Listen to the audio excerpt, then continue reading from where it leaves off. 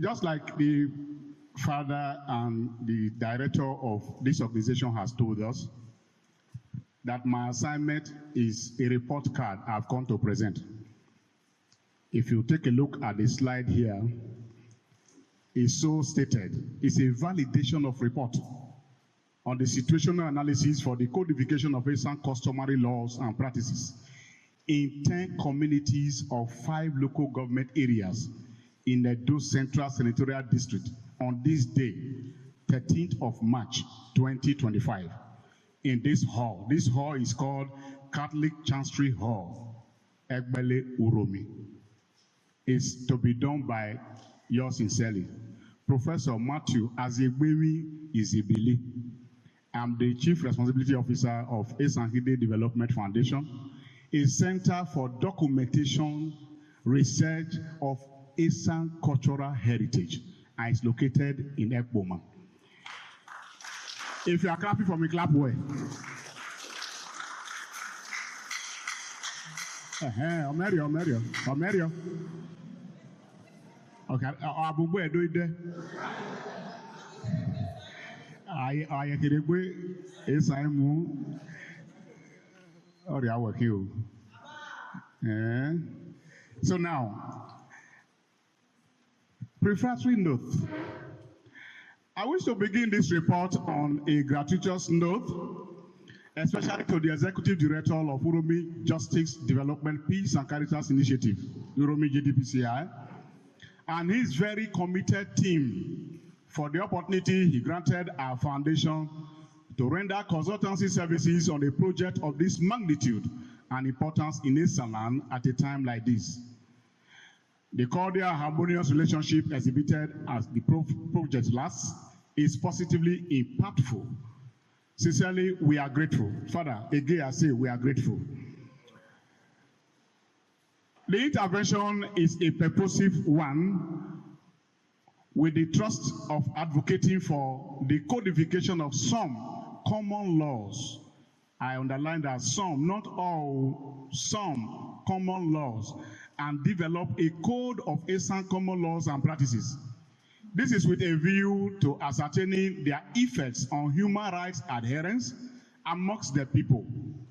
It is regarded as a significant aspect of legal empowerment. It involved the engagement of community leaders, traditional rulers, and other stakeholders to understand and embrace the need to codify the traditional norms, laws, and customs for easy and better appreciation, access, and reference amongst others. Therefore, not only that it would aid the proper documentation of basic and identifiable common practices, especially such that align with the operational constitution and common laws in Nigeria, it will serve too as awareness-raising tool or instrument on Esan cultural laws and regulations. There has been dearth of such literature over the years. In most kingdoms understudied, there seems to be no records of correspondences to and fro the palaces. There is need to bridge the identified gap.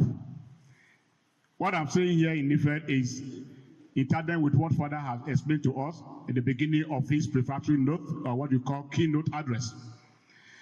The bulk of the works will be given to do. We discover that it's not the case that there are no laws, there are no customs, but these things have been passed from generation to generation via oral translation. There are no documents to back it up. Okay? In order that we may have a neat and healthy approach, our report card started from the known to the unknown. Thus, number one, a brief historical background information on Esan as a people was attempted. And like you know, Esan history is not like one sentence straight definition of history, because there are a lot of stereotypes surrounding Esan history. But one thing we cannot take away from it is that Esan and the Benin, they have something in common. That our ancestry, there's no way we will do away with it, that we have no connection with Benin. That is not to say that people were not in this part of this state before the whatever that they said that happened. And they tried to brandish us that Mara was Samfiawewe. So when I am a barrier home, I can worry right. Or I just you warning. Oh, Nizel made that vibe now. When I can't go, so you do why you major serious about attack. When only mama water. So I want to metana wakaris banofo. In this document report, we attempted to discuss that. It was some people. Number two, a comprehensive chart of the Royal Highnesses as well as the date or dates of their installations. In the document, all the traditional royal fathers in Esan, this part of Edo, we took time to document it, their names, and when they were installed as Royal Highnesses. That's a comprehensive one. Then number three, we also took a cursory look at the governance and administrative structure of Esan. By that, in that segment of the report, we looked at the gerontocratic system of governance that is very dominant in Esan. And you know too, we have what we call patriarchal system. To the effect that down to who takes what and who gets what is so determined in our laws. Or I feel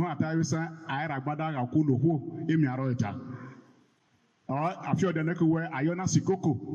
Even a boom boom or ladder. Okay?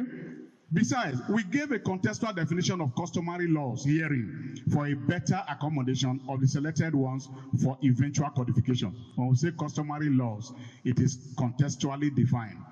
There are laws granted, but there are laws that are rooted in custom and traditions of the people. My dear fathers, our revered custodian of our culture, stakeholders, ladies and gentlemen, I'm here this morning or afternoon to again speak to the earlier submitted hard copy report for the third and final validation, trusting that our traditional rulers, royal fathers, as well as the legal personnel here present, will without prejudice objectively do the needful arising from both the initial presentation and probable observations for this meeting. The scope of the situation now analysis. Number one, the evaluation covered the 5 local government areas in the Edo Central Senatorial District, that is, Esan Northeast, Esan Southeast, Esan West, Esan Central, and Igwebe. In all, 10 communities or kingdoms formed our focus area of implementation. Then, 2 kingdoms from each of the local government areas were carefully studied. To this end, each of the communities or kingdoms visited, we attempted a brief background information that we thought necessary for a better comprehension.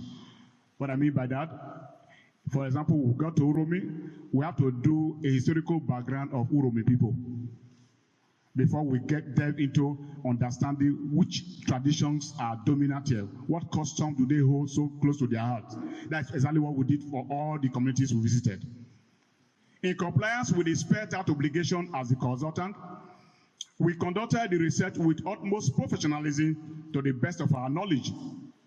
Prior to the commencement, we presented a well-prepared work plan wherein the details of the methodology for review and approval was granted, and we were duly mobilized.